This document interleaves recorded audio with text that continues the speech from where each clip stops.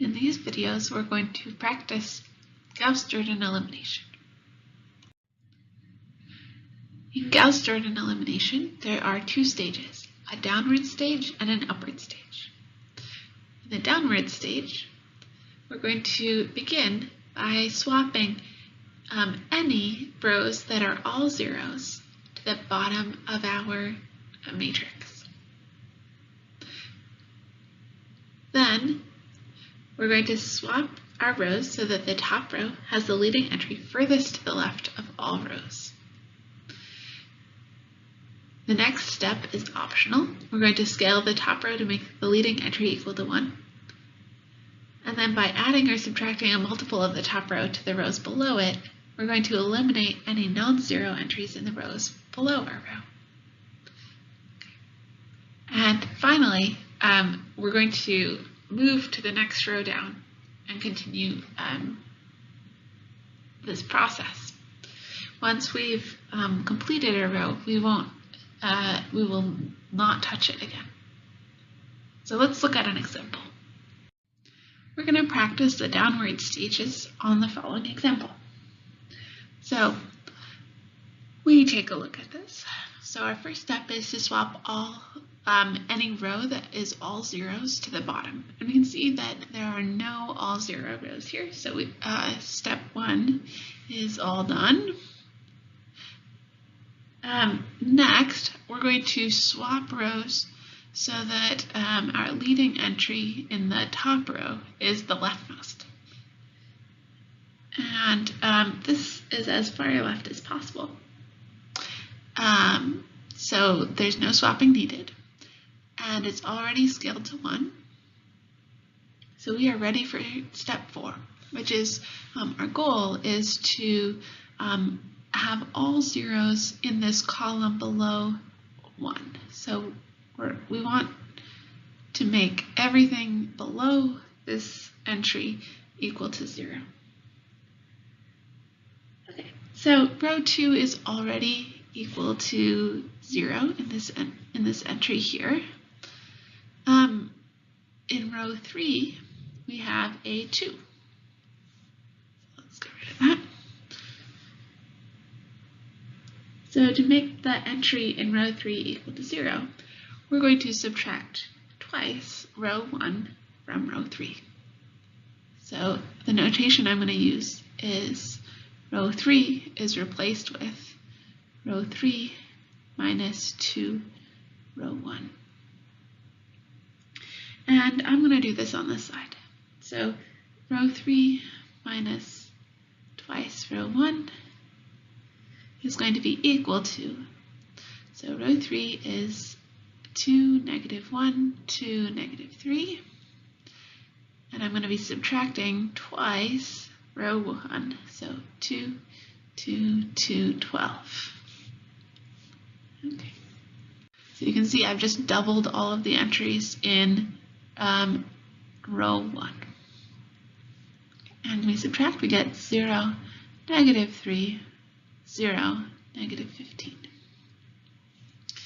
So our matrix now is 1, 1, 1, 6, 0, 0, 0, 2, 0, negative 3, 0, negative 15.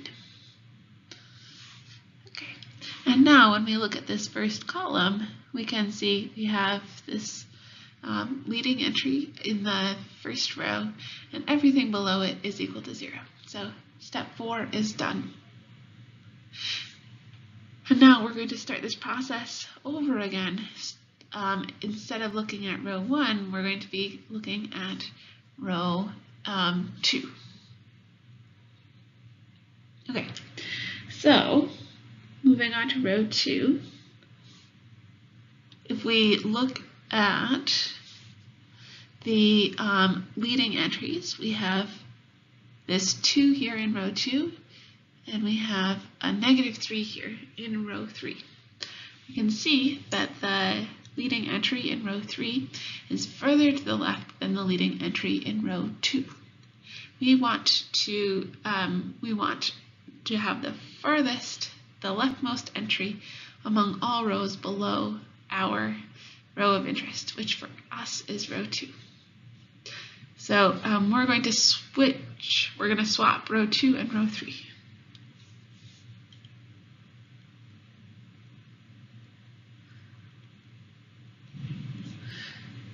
Okay, so we get 1, 1, 1, 6, 0, negative 3, 0, negative 15, 0, 0, 0, 2. Okay, so we didn't have any all 0 rows. We've now swapped so that in row 2, I have the leftmost entry among all rows below this row of interest.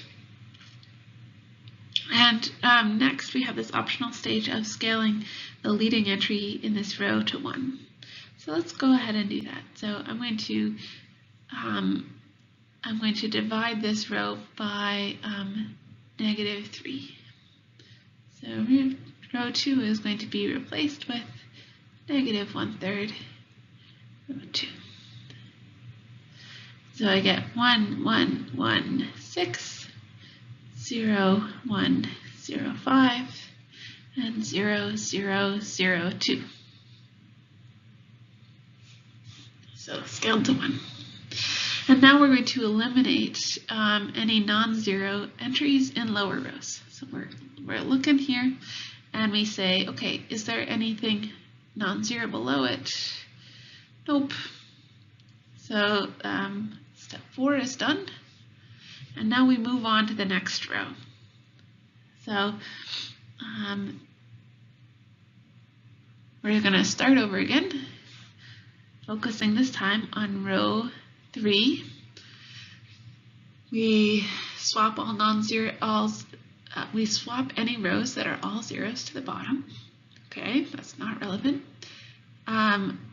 This entry is the leftmost among this row and all below it. We can see now that our leading entries are marching to the right. And so this thing is in echelon form. And we're all done. So that means that the downward stage is complete.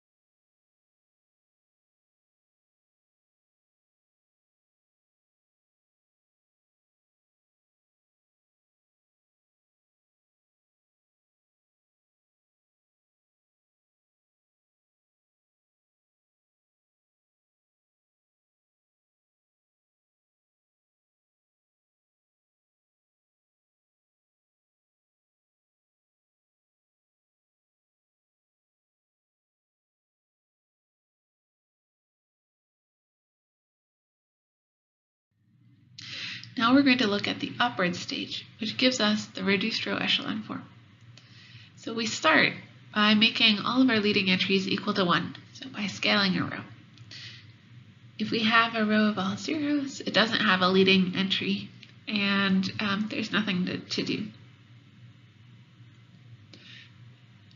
Then, after we have made all of our leading entries 1, we're going to work from the bottom up to eliminate non-zero entries in the positions above our pivots, above our leading entries.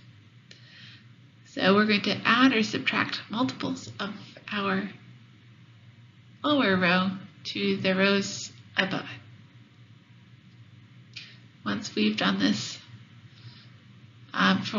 once we've eliminated all of the non-zero entries above a pivot, we'll move to the next row up and repeat until we're out of rows. Okay, so now we're going to be working upwards. So in the first step, we showed that this original matrix was row equivalent to the following echelon form matrix. And now we want to put it in reduced row echelon form. So what that means is that if we look at our leading entries, you can see that they're moving to the right. And what we would like is that they're all equal to 1, and that in each column containing a leading entry, it's the only non-zero entry in that column. So our first step is always going to just be this, this one here, to make all leading entries equal to 1. So we're mostly done here. All we want to do is to multiply row 3 by 1/2. Okay, so now when we look at our pivots, or our leading entries, you can see that they're all equal to 1 and they're moving to the right. So the main idea here is that we're going to start at the bottom row and we're going to eliminate any non-zero entries above our pivot. So here, our non-zero entries above the pivot are 6 and 5. So we're going to replace row 2 with row 2 minus 5 times row 3 to get rid of this 5. Okay, so this changes the 5 to a 0. Okay. And next we want to get rid of this 6. So we're going to do that by replacing row 1 with row 1 minus 6, row 3.